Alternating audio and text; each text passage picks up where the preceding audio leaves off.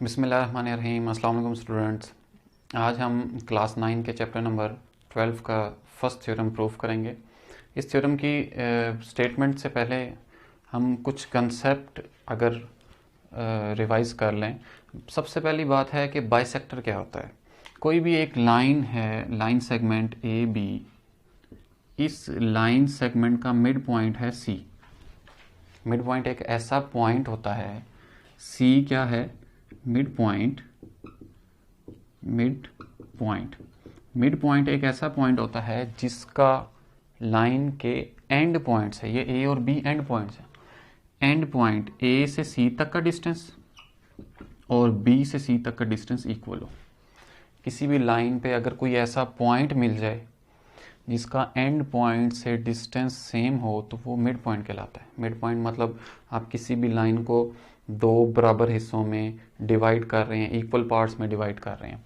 तो कोई भी लाइन अगर ये मिड पॉइंट सी से ए बी को कट करती है, इस एंगल पे कट कर सकती है, इस एंगल पे कर सकती है, किसी भी एंगल पर कट करे, लेकिन करे कहाँ से, मिड पॉइंट से, तो उस लाइन को, ये जो जितनी लाइंस हैं ये सारी बाइसेक्टर्स है। बाइसेक्टर में हमें एंगल के बारे में नहीं पढ़ना, जस्ट हमें ये बताना है कि उसको वो मिड से कट करे। नेक्स्ट चीज़ मैंने आपको बता दी है, दूसरा पॉइंट, कि मिड पॉइंट वो पॉइंट होता है जिसका एंड पॉइंट से डिस्टेंस सेम हो।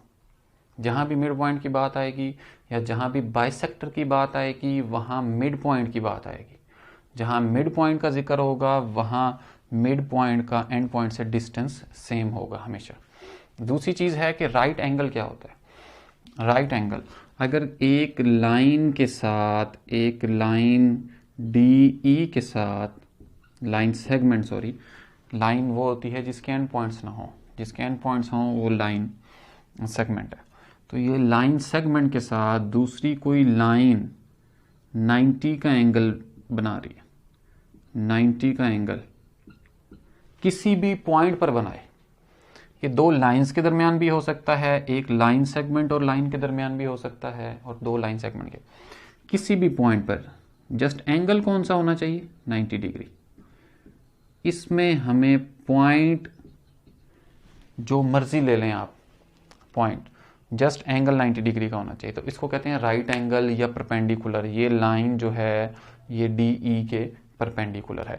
इसको अगर मैं एल एंड एम का नाम दे लूँ तो मैं लिख सकता हूँ जो एल एम है वो परपेंडिकुलर है किसके, डी ई के।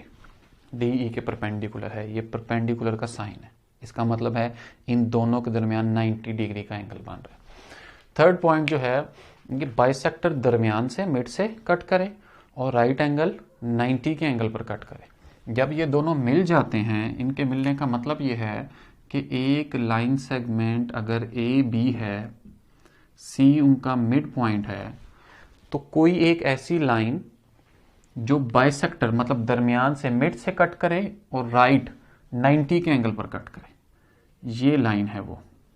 फॉर एग्जांपल ये D E line, D C line segment है, तो डी सी ने बाइसेक्ट किया है, मिड पॉइंट पर कट किया है, और एंगल कौन सा यूज किया है, 90 डिग्री। 90 डिग्री के एंगल पर, चाहे आप लेफ्ट साइड से लें चाहे राइट साइड से लें, 90 डिग्री के एंगल पर कट किया है और मिड से कट किया है। तो कोई भी एक ऐसी लाइन जो किसी दूसरी लाइन सेगमेंट को बाइसेक्ट करे, मिड पॉइंट से कट करे और 90 डिग्री के एंगल पर कट करे, उसको राइट बाइसेक्टर कहा जाता है। तो डी सी राइट बाइसेक्टर होगी ए बी की। ए बी कट नहीं कर रही डी सी को मिड पॉइंट से, डी सी जो है वो कट कर रही है। तो ये आपको बातें पता होनी चाहिए। नेक्स्ट है कंग्रुएंट ट्रायंगल्स। दो ट्रायंगल्स एक जैसी कब कह सकते हैं हम कि दो ट्रायंगल्स एक जैसी हैं। कंग्रुएंट का मतलब अगर ए बी सी दो एक ट्रायंगल है, D E F second triangle है हमारे पास, तो अगर इस फर्स्ट ट्रायंगल की ये फर्स्ट साइड और इस ट्रायंगल की ये साइड इक्वल हो, इसी तरह इसकी दूसरी साइड इसकी दूसरी साइड के इक्वल हो, थर्ड साइड के इक्वल हो, तो क्योंकि तीन साइड्स फर्स्ट की और तीन साइड सेकंड की आपस में कंग्रुएंट हो गई हैं, एक जैसी हो गई हैं, तो हम कहेंगे कि ये ट्रायंगल ए बी सी और डी ई एफ भी कंग्रुएंट है। ये कंग्रुएंट का साइन होता है। पहली बात, अगर तीन साइड्स इक्वल नहीं है तो ऐसा भी हो सकता है कि एक साइड इसकी उसके इक्वल हो, एक एंगल हमें एक ऐसा मिल जाए जो दोनों में सेम हो, और एक और साइड कोई मिल जाए दोनों में सेम हो। इसी तरह इसमें साइड एंगल साइड, अगर हमें कोई दो साइड्स और एक एंगल मिल जाए जो दोनों में सेम हो तो हम कहेंगे ए बी सी और डी ई एफ आपस में कंग्रुएंट है। या फिर ऐसा भी हो सकता है कि हमें इसकी कोई एक साइड इस ट्रायंगल की एक साइड के इक्वल हो, इसके कोई से दो एंगल्स इस ट्रायंगल की दो एंगल्स के इक्वल हो। अगर ऐसा पॉसिबल हो तो तब भी हम कहेंगे ए बी सी और डी ई एफ आपस में कंग्रुएंट है।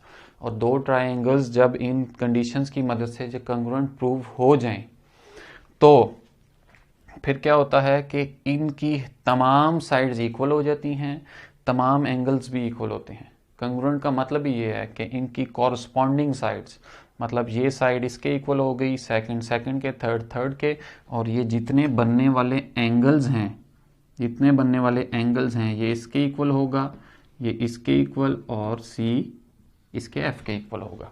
तो कंग्रुएंट अगर इन कंडीशंस में से प्रूव हो जाए, ये कंडीशंस फुलफिल हो जाएं, तो ट्रायंगल्स कंग्रुएंट होती हैं और बाकी जो चीज़ें उनकी बच जाती हैं वो भी आपस में इक्वल होती हैं।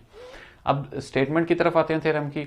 स्टेटमेंट ये है, एनी पॉइंट, कोई भी पॉइंट लेना है, कहाँ पर, on the right bisector, right bisector पर लेना है। अब वो राइट बाइसेक्टर किसका राइट बाइसेक्टर है, किसको राइट बाइसेक्ट कर रहा है, किस लाइन को दरमियान से कट कर रहा है, ऑफ अ लाइन सेगमेंट, किसी एक लाइन सेगमेंट को राइट बाइसेक्ट कर रहा है, is equi distance from its and points. तो सबसे पहले हम स्टेटमेंट को यहां तक पढ़ लेते हैं। राइट बाइसेक्टर ड्रा कर लेते हैं। एक लाइन सेगमेंट चाहिए हमें और एक राइट बाइसेक्टर चाहिए। तो एक हमने लाइन सेगमेंट लिया ए बी, और एल एम एक लाइन ली जो इसको राइट बाइसेक्ट कर रही है। आप ये देख सकते हैं, ये भी 90 डिग्री का एंगल है, ये भी 90 डिग्री का एंगल है, और कट कहां से कर रहा है, मिड पॉइंट से, सी से, 90 के एंगल पे और मिड पॉइंट से कट कर रहा है। तो ए बी लाइन सेगमेंट का राइट बाइसेक्टर क्या हुआ, एल एम। तो अब यहां पर हम लेट कर लेते हैं कि आ लाइन सेगमेंट, आ लाइन एल एम इंटरसेक्ट्स एक, जो हमारे पास एल एम लाइन है वो इंटरसेक्ट कर रही है, intersect a line segment A B, एक ए बी लाइन सेगमेंट को इंटरसेक्ट कर रही है। और किस पॉइंट पर इंटरसेक्ट कर रही है, एट पॉइंट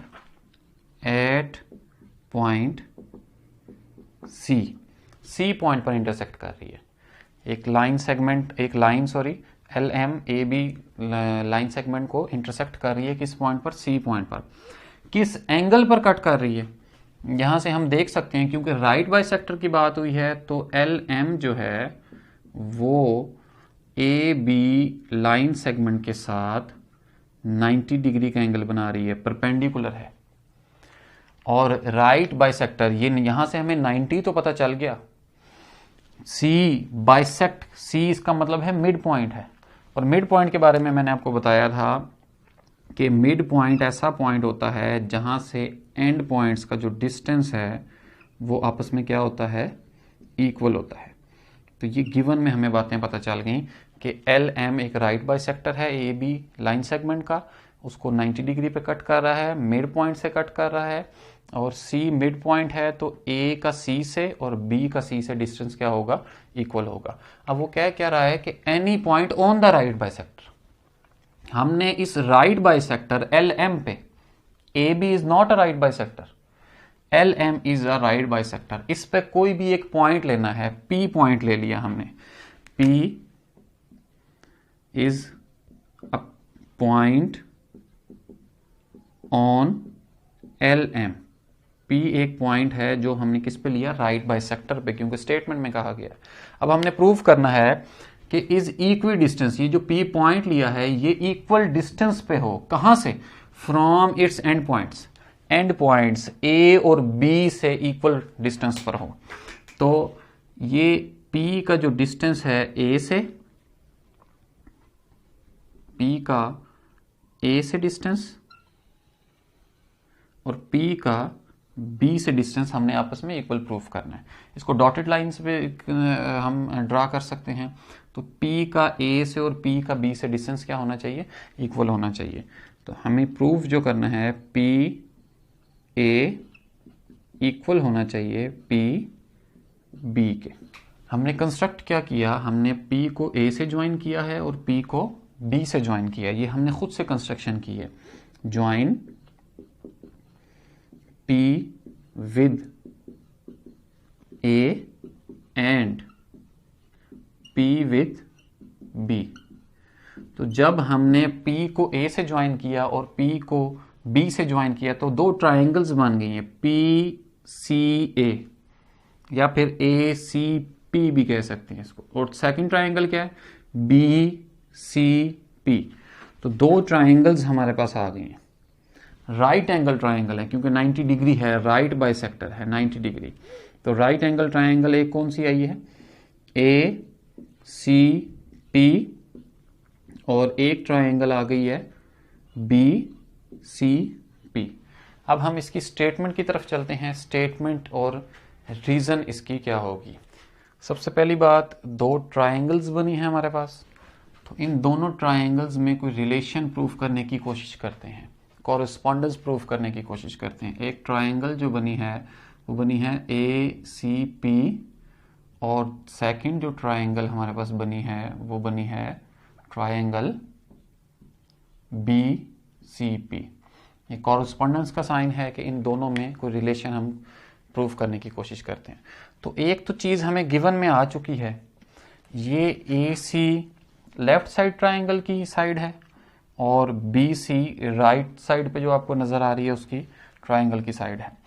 तो ये A से C तक का डिस्टेंस और B से C तक का डिस्टेंस आपस में इक्वल है। AC और BC इक्वल है। क्यों इक्वल हैं, गिवन में हम बता चुके हैं, तो ये गिवन है। सेकंड पॉइंट ये है, अगर इन दोनों ट्राइंगल्स में देखें तो आपको एक चीज कॉमन नजर आएगी। एक ट्राइंगल क्या है ACP, सेकंड ट्राइंगल क्या है BCP। तो ये P से C तक जो दोनों ये एक लाइन है, ये दोनों ट्राइंगल्स में है, कॉमन हुई, तो जो कॉमन चीज है वो इक्वल होगी। इसका मतलब है PC इस ट्राइंगल में भी है और PC इस ट्राइंगल में भी है। जब एक ही चीज दो ट्राइंगल में है, इसका मतलब है वो इक्वल होगा। और क्यों इक्वल है, क्योंकि ये कॉमन है दोनों ट्राइंगल्स में। थर्ड पॉइंट अगर देखा जाए, ये दोनों ट्राइंगल्स राइट एंगल ट्राइंगल है। अगर ACP का एंगल देखा जाए 90 डिग्री है, BCP का अगर एंगल देखें, ये भी कौन सा है, 90 डिग्री है। तो यहां हम लिख सकते हैं एंगल AC, जिस पॉइंट पर एंगल बन रहा है वो दरमियान में है, ACP और एंगल BCP आपस में क्या होंगे, इक्वल होंगे। क्यों इक्वल होंगे, क्योंकि गिवन में बता चुके हैं जो LM लाइन है वो C पॉइंट पर 90 डिग्री का एंगल बना रही है। तो as LM is perpendicular to AB line segment, इसको परपेंडिकुलर कहा जाता है। ये परपेंडिकुलर का साइन है।